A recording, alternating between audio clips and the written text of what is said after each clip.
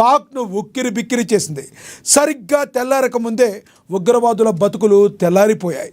భారత్ చేసిన మెరుపు దాడితో పాకిస్తాన్ వెన్నులో వణుకు పుడుతుంది. సుమారుగా 100 మందికి పైగా ఉగ్రవాదులు హతమయ్యారు. భారత్ దాడి చేసిన ఉగ్రవస్తారాలు శవాల దెబ్బగా మారాయి. భారత్ వైపు చూడాలంటే దడ పుట్టేలా దాడి చేసింది దాయాది దేశమే చెప్తుంది. ఇప్పుడు పాక్ ఏం చేయబోతుంది, మనం ఎటువంటి స్టెప్స్ తీసుకోబోతున్నాం, ఇంకా మన ముందున్న నిర్దేశిత లక్ష్యాలేంటి? ఇదే అంశం గురించి ఈరోజు చర్చను కొనసాగిద్దాం. చర్చలో పాల్గొనేందుకు మనతో సిద్ధంగా ఉన్నారు ఎక్స్ ఆర్మీ సుబేదార్ ఎం శాంసుందర్ గారు మనతో స్టూడియోలో అందుబాటులో ఉన్నారు. అదేవిధంగా విహెచ్పి నేత వెంకటేశ్వరరాజు గారు మనతో స్టూడియోలో అందుబాటులో ఉన్నారు. అదేవిధంగా రాజకీయ విశ్లేషకులు న్యాయవాది బండారు రామ్మోహన్ గారు మనతో జూమ్ కాల్లో అందుబాటులో ఉన్నారు. ముందుగా మనం ఎక్స్ ఆర్మీ సుబేదార్ ఎం శాంసుందర్ గారితో మాట్లాడదాం. శాంసుందర్ గారు నమస్తే సార్. నమస్కారం సార్. జై హింద్, జై భారత్. జై భారత్ సార్. శాంసుందర్ గారు,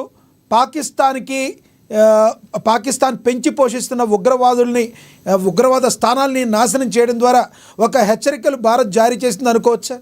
తప్పకుండా అండి. వాళ్ళకు అది ఒక కనుమేరకు అవుతుంది. ఓకే, ఇన్ ఫ్యూచర్లో ఏదైనా స్టెప్ తీసుకోవాలన్నా చాలా ఆలోచించి తీసుకోవాల్సి వస్తుంది. అది ఇప్పుడు మన భారతదేశంలో 248 పైగా కేంద్రాల్లో మాక్ డ్రిల్స్ నిర్వహిస్తున్నారు. అంటే పాకిస్తాన్ ఏదైనా దాడి చేస్తే ఒకవేళ ప్రజలు ఇబ్బందులు పడకూడదు కాబట్టి ఏదైనా అనుకోకుండా ఏదైనా జరిగితే ఆ ప్రజల్ని ఏ విధంగా రక్షించాలనే మాక్ డ్రిల్ నిర్వహిస్తున్నారు. ఈ మాక్ డ్రిల్ నిర్వహించడానికి ప్రధాన కారణం ఇంకేమైనా ఉందంటారా? చాలా ఉందండి. తూతు మంత్రంగా కాకుండా ప్రతి ఇయర్ కానీ ఇలాంటి సిచ్యువేషన్స్ ఎప్పుడైనా క్రియేట్ కావచ్చు. సో అందుకే మనము ఇలాంటి మాక్ డ్రిల్స్ ప్రతిసారి చేయడం బెటర్. ఎందుకంటే మనం చాలా నేర్చుకున్నాం. గతంలో చాలా బాంబ్ బ్లాస్ట్లు అయినాయి, సీరియల్ బ్లాస్ట్స్ అయినాయి. దానివల్ల మనం చాలా నేర్చుకున్నాం. కానీ తప్పిదం ఏంటంటే ఈరోజు జరిగిన ఘటనని మళ్ళీ 1 వీక్ తర్వాత మర్చిపోతాం. సో ఇలాంటి మాక్ డ్రిల్స్ డిపార్ట్మెంట్ వాళ్ళు కంపల్సరీ చేయాలండి. రైల్వే స్టేషన్స్లో, పబ్లిక్ ప్లేసెస్ ఎక్కడైతున్నాయో ఇలాంటి మాక్ డ్రిల్స్ ఎవ్రీ ఇయర్ కానీ ఎవ్రీ మంత్ కానీ చేస్తే పబ్లిక్లో అవేర్నెస్ అనేది పెరుగుతుంది.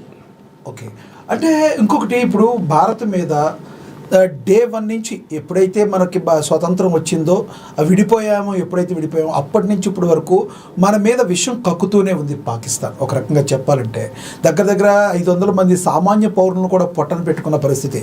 బోర్డర్లోనే కాకుండా మనం లోసి దాటేసి వచ్చేసి బయటకు వచ్చి మనల్ని పొట్టన పెట్టుకున్న పరిస్థితి.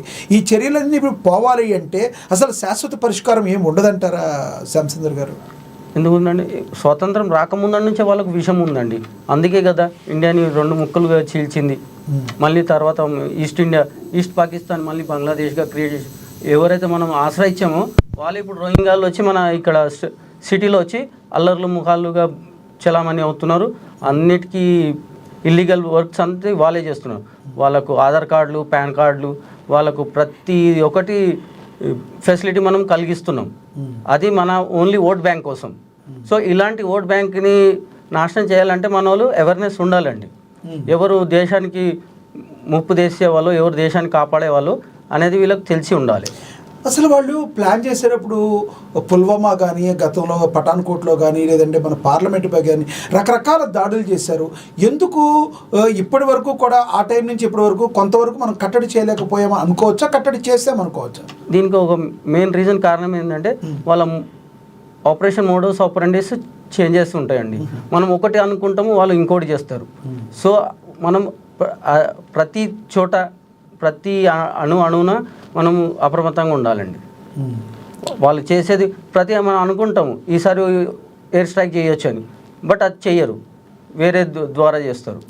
ఈ రోజున పాకిస్తాన్ విషయంలో కూడా ఈ రోజులో మాక్ డ్రిల్స్ ఉంటాయని చెప్పి భారతదేశ వ్యాప్తంగా తెలుసు. ప్రపంచవ్యాప్తంగా కూడా భారతదేశంలో ఈరోజు అనేక కేంద్రాల్లో మాక్ డ్రిల్స్ నిర్వహిస్తున్నారని తెలుసు. కానీ గత రాత్రి రోజు తెల్లవారుజామున 1:05 ఒకేసారి మిసైళ్లతో విరుచుకుపడంతో పాకిస్తాన్ అసలు కనీసం ఏం చేయలేకపోయిన పరిస్థితి. దీన్ని ఎలా చూడాలంటారు? భారతదేశ విజయంగా మనం అభివర్ణించవచ్చా దీన్ని పాక్ మీద?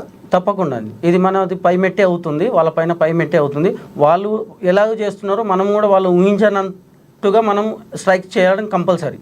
సర్జికల్ స్ట్రైక్స్ అనేవి కంటిన్యూస్గా ఉంటేనే అది మనకు ఒక ఇంక్లూడింగ్ మనకు యుఎన్ సపోర్ట్ కూడా ఉంది. ఎందుకంటే వాళ్ళు చేసింది చాలా దుశ్చర్య. సో మనకు చాలా సపోర్ట్గా ఉంటుందండి. ఇలాంటి స్ట్రైక్స్ జరుగుతూ ఉండాలి.